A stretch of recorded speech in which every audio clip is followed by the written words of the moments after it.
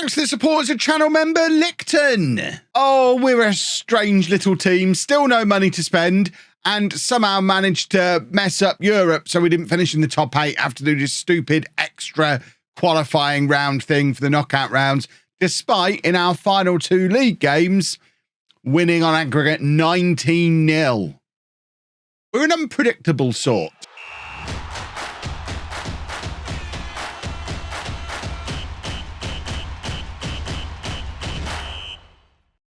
Hello and welcome to Club 5, Part 6 of Non-Lethal Legend. I'm Kevin. Coming up on today's episode, we have the second leg of our knockout round playoff Europa League thing against FC Copenhagen. And we're also going to show you a league game against Leche. Since you were last with me, as mentioned, we won 9-0 against Dynamo Batumi and 10-0 against Apoel in the Europa League phase, but somehow still managed to finish outside the top 8 thanks to struggling against English opposition when we struggled against Newcastle and Marseille, I think, beat us as well, didn't they? And that ultimately is what has cost us. Good to see my legacy on this competition, Preston and Spurs, finishing as 1 and 2. And it'd be nice to come up against one or both of them later on in this tournament. But first, we have to make our way past FC Copenhagen, which we should be able to do. We scraped our way through the first leg away from home with a backup team with goals in the 88th and the 93rd minute. So we do go into this with a lead, and we've just scored 7 goals in the league. When we play well, we score a lot of goals, and we are now 10 points clear at the top of Serie A. Vlahovic has already got 26 goals this season. He's not yet played 26 games. That is quite the goal return. And certainly, even though he's now 33 years old, I'm pretty comfortable having him as my main man for another year if need be. Obviously, his age is alarming, but we saw with Spurs, Harry Kane was still doing a job at 38, so we could get 5 more years out of Vlahovic yet, as long as we can keep him fit. The money situation here at Juventus is still worrying.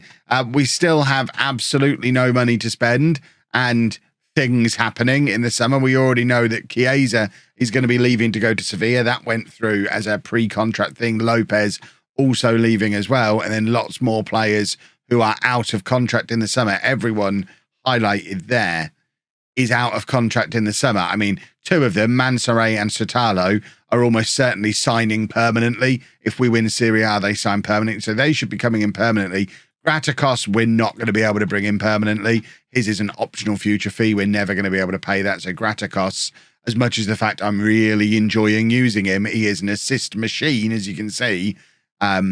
He's probably done. We're losing Lopez. But then it's still going to be Bremer, Ainel, Porro and Locatelli all out of contract at the end of the season. And with Mansoret and Sotalo coming in, we probably let Ainel and Bremer go, because that's 2 defenders in, 2 defenders out. Although from where we are this season, it is losing 2 defenders. I'm still not sure what the best way forward is here. We need to come up with a plan, and I don't yet have one. So at the moment, the plan is just to keep on trying to win football matches. If we can win the Europa League and win Serie A, hopefully some more money flows in. That's my hope. So this is the team for the Copenhagen game. We've got Seko in goal, a back 4 of Lopez, Mansoret, Sotalo and Porro. Agostini at the base of the midfield, Baturina and Zabozlai ahead of him. And then Chiesa on the left, Alvarez on the right, Vlahovic up front. It is the strongest team we've played in the Europa League all season. We usually put the reserves out in this competition, but as you saw in the first leg, things were a little bit tighter than we would have liked them to have been against a team of the standard of Copenhagen. So I think we've probably reached the point of this tournament where if we actually want to win it, which we do, we probably have to start playing the first team in Europe, which I guess we might be able to get away with, and then rotate a little bit more in the league because we've got such a large lead in Serie A. That's my plan currently. We've got to keep rotating. We're such an old team. We can't play the first 11 twice a week, every week. It just won't work.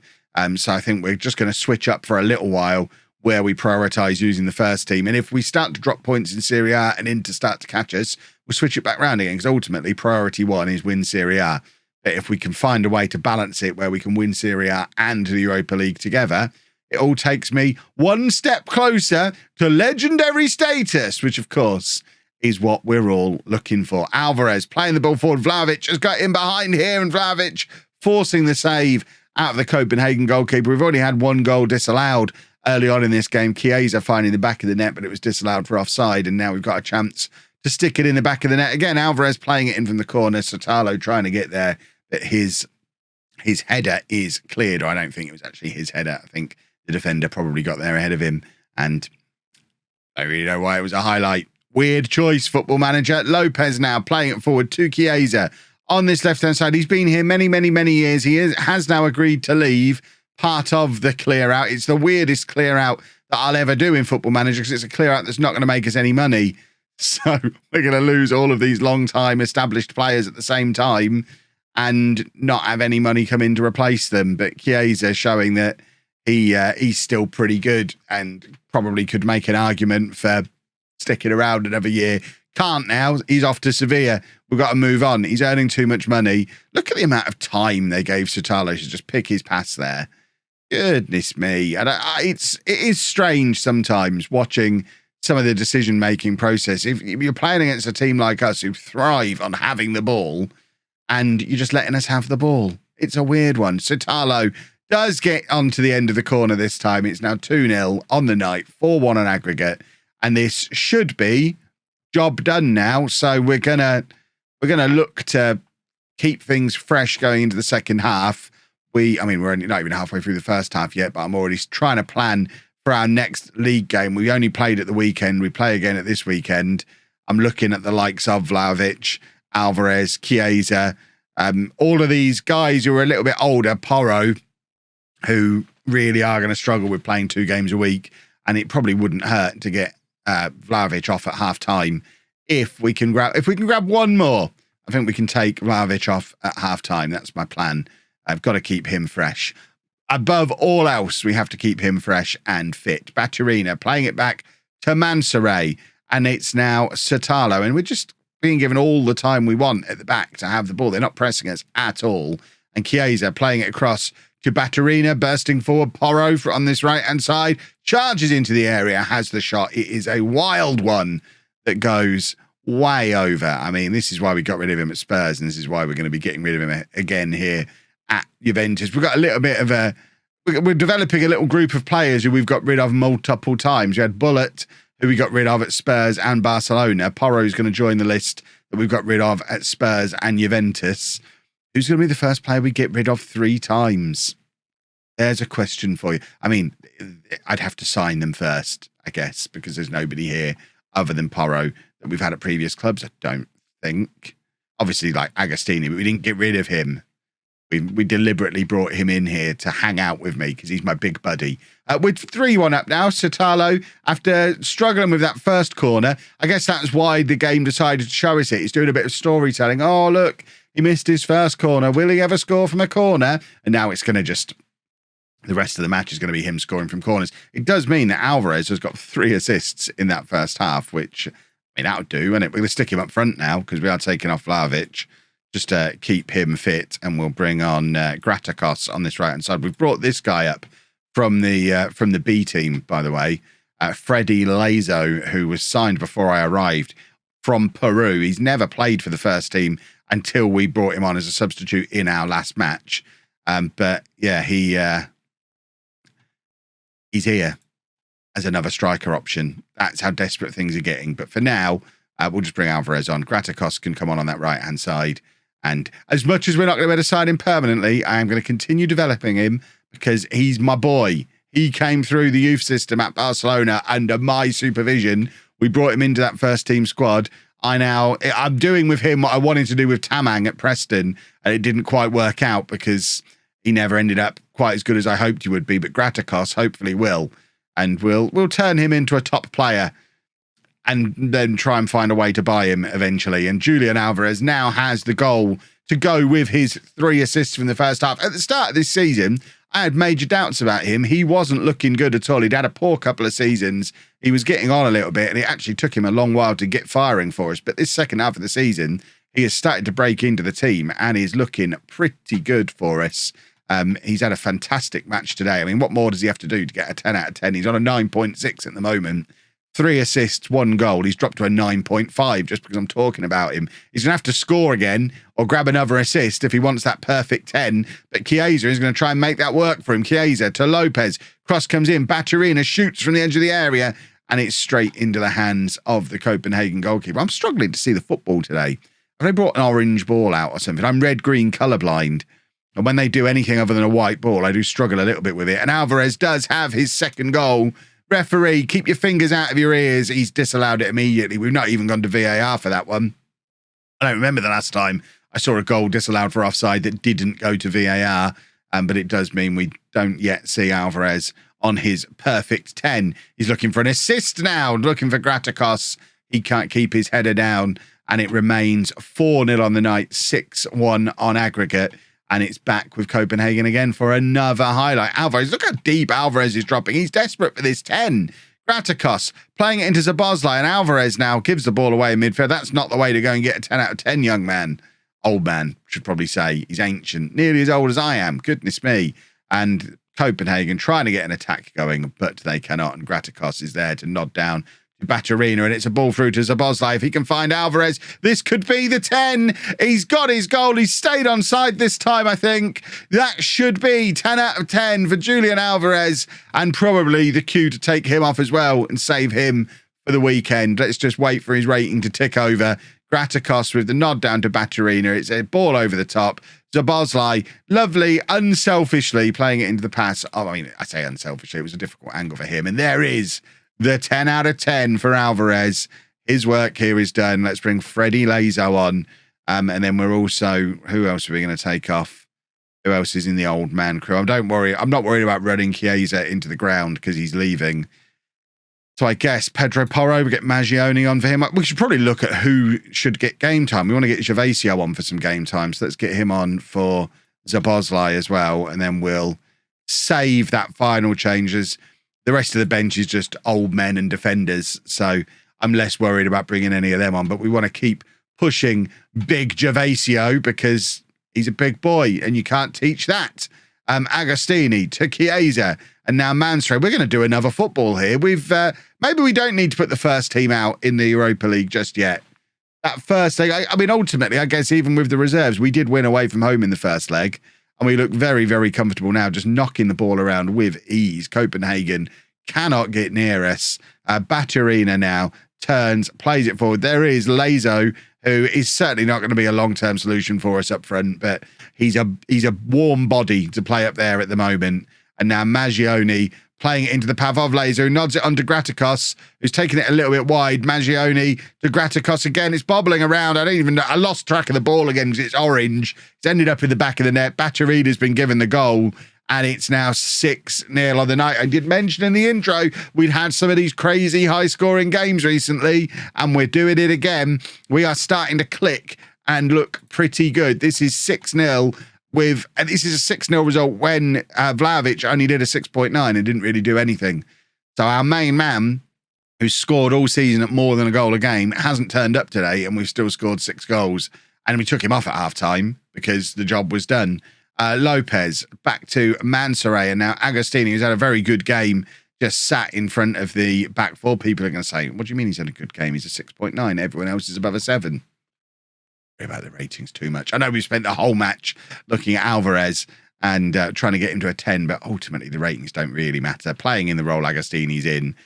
But as far as I'm concerned, a good game means the other team haven't had the ball or any chances, and that's what's happened. Therefore, he's had a good game protecting that back four, and Gervasio has made it 7. That's why we had to force him onto the pitch. Chiesa playing it across to him. Gervasio, one touch, and just strikes it across goal for 7-0. And poor old Copenhagen, this is their own fault for giving me a little bit of a scare in the first leg. They have absolutely brought this upon themselves. But now we go into the draw for the proper knockout rounds of the Europa League, where we do have the possibility of facing Preston or Tottenham. We've got a 1 in 4 chance of facing one of the former clubs. So there could be a super duper interesting fixture lined up for us for the next episode. We're going to try and grab a number 8 here, though, before we sign off on this one. Gervasio with the corner. It's bobbling around in the area again. And the goalkeeper, I think that was, has cleared it out for another corner. Very weird passage of play. It's Gervasio again from another corner. He's got Agostini for the short corner, actually uses him this time, and Agostini gives the ball away. Good old pervert corners. Agostini's done quite well to win the ball back there. And now Sotalo to Mansoray, and we're going to score. Does this count as scoring from a short corner? No, because we didn't score. I think it would have counted. If that had ended up in the back of the net, we'd take that as a goal from a short corner because they happen so rarely. 7-0. That'll do. Let's go do it again in the league. So it is draw o'clock. I can't decide if I want Preston now or if I want to wait and play with the final. But let's get into the draw. It's Thibaut Courtois, Europa League legend as he is, here to do the draw for us. So we are one of the unseeded teams having come through that knockout round. And in the seeded teams, we've got Newcastle and Marseille have both beaten us this season. Former clubs, Spurs and Preston. And then 4 boring options that aren't as much fun. Let's avoid the boring options. I just want Preston or Spurs. That's all I really want. We've avoided Spurs. Spurs are going to play Hertha. That's a tough game for them, actually. We are going to be at home. Go on, against Preston. Fair enough. We'll try again in the next round because fingers crossed. I mean, Preston are getting through against Genk. They finished top of the league. So they're definitely going to be going through. Spurs, not necessarily, but we've got another chance to play Preston in the next round. So I guess that's okay. When is that played? Yeah, we're fine. Let's go play Leche. Eat them. So straight into the Leche game. Then I am rotating a little bit for this one. I don't need to rotate massively necessarily because our next match is against Sampdoria in the Coppa Italia. And the only thing that makes me care about that is the fact it's sponsored by Fanta. Don't actually care about it as a competition, but we have got Fiorentina on the horizon and Roma and the Torino game, and there's lots of big games on the horizon, so we need to be careful how we're managing our old men. So this is the team we're putting out there. Costa coming in goal, a back four of Lopez, Mansoray, Sotalo and Maggioni. Agostini at the base of the midfield with Gervasio and Graticos ahead of him. Lazo on the left, Porro on the right, and Alvarez up front. I am playing Porro out there as an inside forward. We've done it a couple of times when we've been rotating, and it's not been disastrous. So, that's a glowing recommendation for him. Let's get him out there and see how he plays as a not disastrous inside forward. It is a chance to have a proper look at Lazo to see if he's worth pursuing with. I'm sure he's probably not, but we've got to give him a fair crack at the whip, especially because he's one of our non-EU players. So if he's not going to be a regular player for us, we probably do need to be looking to move him on because he wastes a non-EU spot. I'm not entirely sure how the non-EU spots work in Italy. I hope it's not similar to how it is in Switzerland, which we've been battling on Twitch recently, where even once you get rid of them, they still count towards your total. But bottom line, we probably need to get shot of him if we're bringing in any non-EU players in the summer, which, I mean, we might have to. We're going to be shopping for bargains, and the best place to shop for bargains is usually South America. Right, Mansoray playing it forward to Lazo. Lovely ball over the top for him, actually, for Porro, who plays it across to Alvarez, who, of course, had a fantastic performance in that last game, playing up front from the start today, and he scored in weird fashion. I mean, it's good work from both Lazo and Porro, who the two players we were really having a look at as part of this. But Alvarez gets onto the end of the cross, and I think he just hits it straight at the keeper, and it kind of ballooned up in the air. Maybe it's a deflection off the defender. Either way, it's ended up in the back of the net. It's counted as an Alvarez goal, not an own goal, and we're 1-0 up. Weird.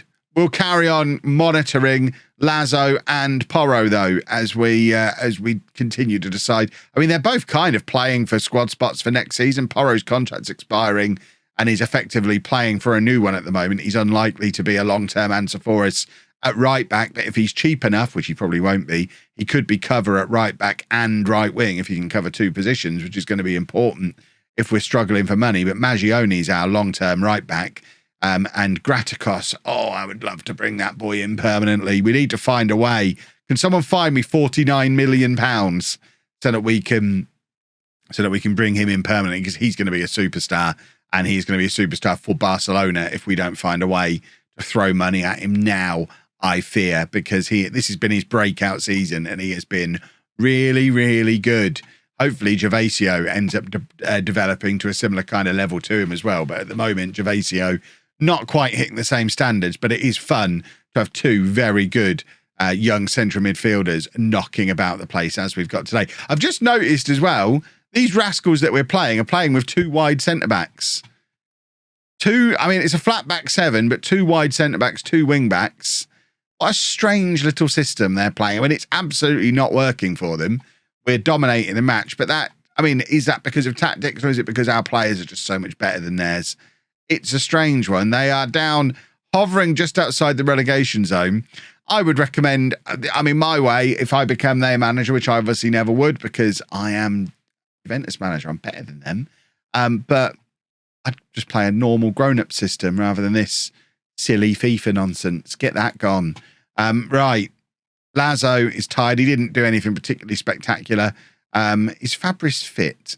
He is fully fit now. He's been struggling a little bit with injury, but we'll bring him back in to get some game time into him. Agostini could only play 75 minutes, and that was decided pre-match. And Maggioni as well is another one who wasn't fully fit to play the entire game. So Chiesa can come on that right-hand side for him. It remains 2-0. We remain 10 points clear at the top of the league. All is going well. Usually the cue for one of our players to pick up an injury or something to go wrong. Everything's going too smoothly right now. It is Leche who've got the ball at the moment. They're playing it forward. It's an absolutely aimless waste of a pass that's intercepted. It's not even intercepted. It landed on Sotalo, and now Gervasio to Chiesa and Alvarez, and it's a tame effort for an offside Alvarez, who's, I mean, he's not been as good in this game as he was in the previous one. We haven't. I mean, we've not made it out of second gear really in this game. We just grabbed a couple of early goals, and we're just very much in cruise control. And Sotalo continues to do everything he can to try and be the face on the thumbnail for this episode. It's not going to happen. The thumbnail's already made. I didn't know you were going to score all these goals, but he's suddenly decided to be a goal-scoring threat. We've not seen a single goal from Vlahovic today. We have seen 3 from Sotalo. What a strange little world we live in. Right, Gratakos is going to come off, so Boslai can come on for him. And we might actually bring Vlahovic on just to try and get a goal in him. He was a bit poor in that previous match. Give him a little 10-minute run out, just to give him the opportunity to go and grab a goal, just to ease him back into some form after an iffy performance. So Boslai, Locatelli, I think, has gotten on the end of that from the corner. No, it's Sotalo again. Of course, it's Sotalo. That's number 4 for the episode for him. I don't know what say the players are appealing for offside. How could he possibly be offside heading it in from a corner? Obviously, he can't be. The goal is awarded. It's 4 in the episode for Sotalo. Only 6 in the season. But he's somehow managed to get 4 of them in these last 2 matches. And I imagine we're still not making the most of set pieces, despite the fact we've scored all those goals from set pieces today, because Football Manager is a silly goose sometimes. But that is 2 important results. Yes, the fans, yeah, of course. I mean, we're not going to have much choice. He's going to be coming in permanently if we win the league, which hopefully we shall. Graham Potter hanging around the place looking at Gervasio. He can do one. And we will be back tomorrow. Shenanigans somewhere around here. If you've enjoyed that, please make sure you leave a nice big thumbs up on there for me. Subscribe to the channel for daily Football Manager videos. And thank you very much for watching.